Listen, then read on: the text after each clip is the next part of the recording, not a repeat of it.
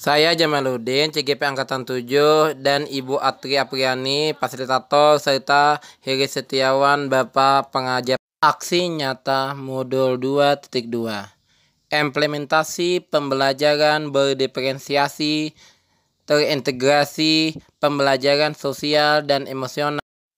Salam bahagia, Bapak Ibu hebat semuanya. Menurut Ki Hajar Dewantara, pembelajaran adalah menuntun tumbuh kembang anak sesuai dengan kodrat alam dan kodrat zamannya untuk mencapai kebahagiaan setinggi-tingginya baik sebagai manusia maupun anggota masyarakat. Untuk menjadi manusia yang bahagia, peserta didik perlu berada pada lingkungan belajar yang kondusif dan terpenuhi kebutuhan belajarnya. Lingkungan belajar yang kondusif dapat diciptakan dengan mengintegrasikan pembelajaran sosial dan emosional dalam pembelajaran yang kita laksanakan di kelas, dengan menumbuhkan kesadaran diri, manajemen diri, kesadaran sosial, keterampilan berealisasi, dan pengambilan keputusan yang bertanggung jawab. Untuk menumbuhkan diri, saya mengajak siswa berbaris di depan kelas dan memilih emosional sesuai dengan keinginan mereka. Kegiatan ini juga mampu menumbuhkan profil belajar Pancasila yang berakhlak mulia dengan pembiasaan budaya antri. Saya juga memberikan kesempatan kepada siswa untuk mencurahkan perasaan kepada teman sebelum pembelajaran berlangsung selama 5 menit.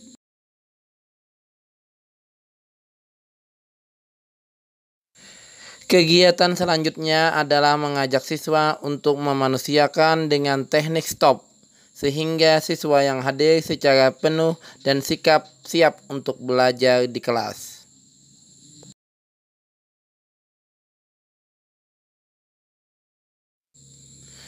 Saya juga memberikan kesempatan kepada siswa untuk bekerja secara berkelompok guna menumbuhkan kesadaran sosial, keterampilan berealisasi, dan pengambilan keputusan yang bertanggung jawab. Kegiatan ini juga dimaksudkan untuk menumbuhkan profil belajar Pancasila, yakni gotong royong dan bernalar krisis. Saya juga memberikan ice breaking sela-sela pembelajaran agar anak-anak tidak jauh dan lebih fokus dalam belajar sehingga ia dapat senang dalam pembelajaran tersebut.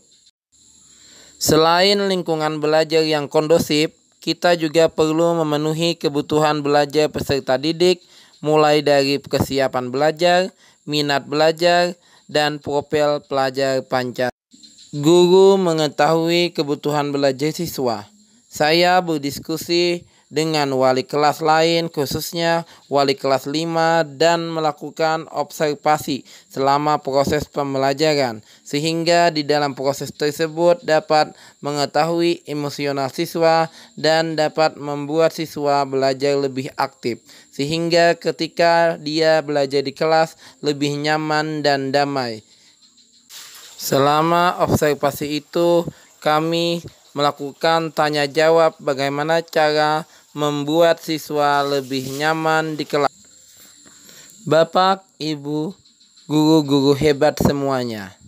Siswa yang kita miliki di kelas tentunya memiliki kebutuhan belajar yang berbeda-beda, atau mereka tidak sama dalam proses pembelajaran. Karena diperlukan pembelajaran yang berdiferensiasi, baik itu konten, proses, maupun produk. Saya selaku guru atau pendidik melakukan pembelajaran yang berdiferensiasi konten.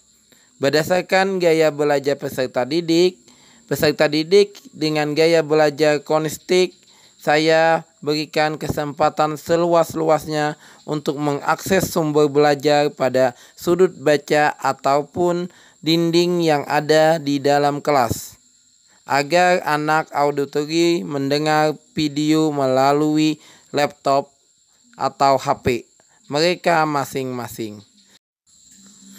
Saya selaku pendidik melakukan pembelajaran yang berdiferensiasi konten.